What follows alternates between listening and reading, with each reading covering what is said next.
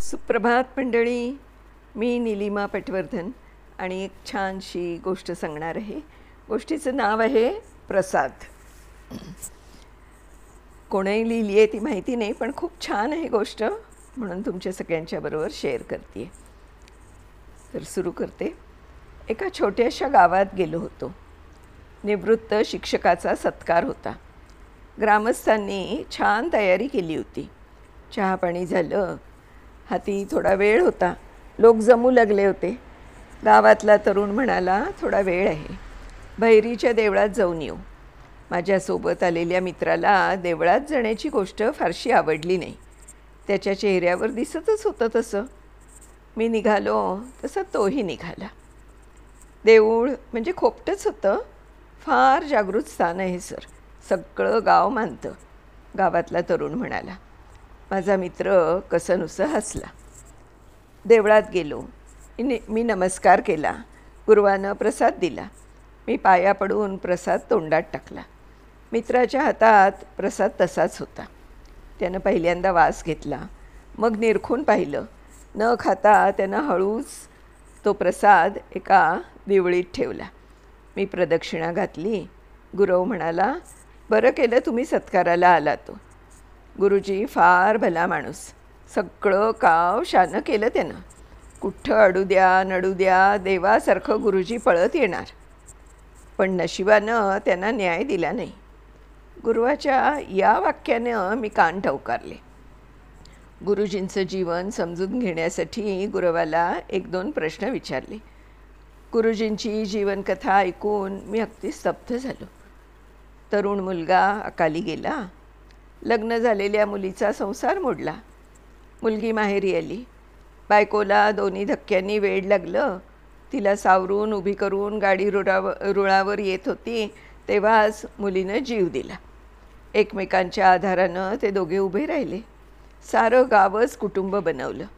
गुरुजींनी केलेलं कार्य मला माहीत होतं, पण ही सारी दुःख भरली कहाणी मात्र मला माहीत नव्हती. कार्यक्रम झाला. सुंदर झाला, छान अगदी कार्यक्रम. निघताना मी आणि माझा मित्र गुरुजींचा निरोप घ्यायला मुद्दाम गेलो. मी निघताना गुरुजींना न राहून विचारलं, हे सगळं कसं सहन केलंत? गुरुजी म्हणाले, आयुष्यात जे आपल्याला मिळतं तो देवाचा प्रसाद मानला. चिकित्सा नाही, चिरफाड नाही, चिडचिड नाही. प्रसाद हातात आला की चटकन तोंडात टाकतो की नाही आपण. चवीचा विचार करत नाही, ताजं शिळं म्हणत नाही. त्याला पेढा, मला गूळ, असं का असं म्हणत नाही. घेतो, खातो, धन्य होतो. हे कधी विसरलो नाही मी. प्रसाद देवाचा प्रतिसादच मानला. माझे डोळे भरून आले. मी वाकून नमस्कार केला. छान हसून माझा हात हातात घेतला. स्पर्श आणि हास्याचा जणू मला त्यांनी प्रसादच दिला. गुरुजींशी झालेल्या संवादातून केवढा हितोपदेश मिळाला, तोही सहजच. प्रसाद देवाचा प्रतिसाद असतो हे पटलं, पण जगणं किती सुंदर बनवून जातं तो प्रसाद हे मला समजलं. मंदिरात आपल्याला प्रसाद मिळतो त्याची आपण चिकित्सक आहोत, चर्चासुद्धा करत नाही. कुणाला 4 शेंगदाणेच मिळतील तर कुणाला बत्तासा, कुणाला काजूचा तुकडा असलेला शिरा मिळेल तर कुणाला करपलेल्या शिऱ्याचा लाभ होईल. आपण प्रसाद घेतो, खातो आणि कृतकृत्यतेने हात जोडतो. देवळातल्या प्रसादासारखंच मानावेत आयुष्यातले आपले प्रसंग. जे वाट्याला आले ते आपल्या इष्टाचा प्रतिसाद मानले की सारी घालमेलच संपते. गुरुजींशी झालेल्या मुक्त संवादाने मी आतून उजळून निघालो. एकदा माझी नाशिकला भागवत कथा झाली.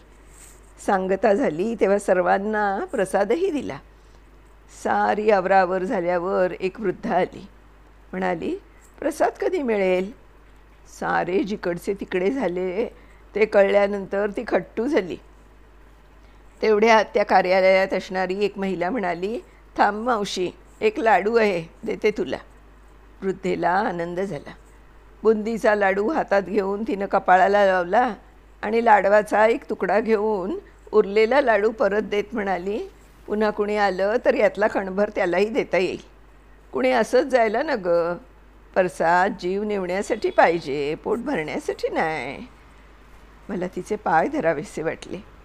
आध्यात्मिकतेने अनासक्ती येते, तीही अशी.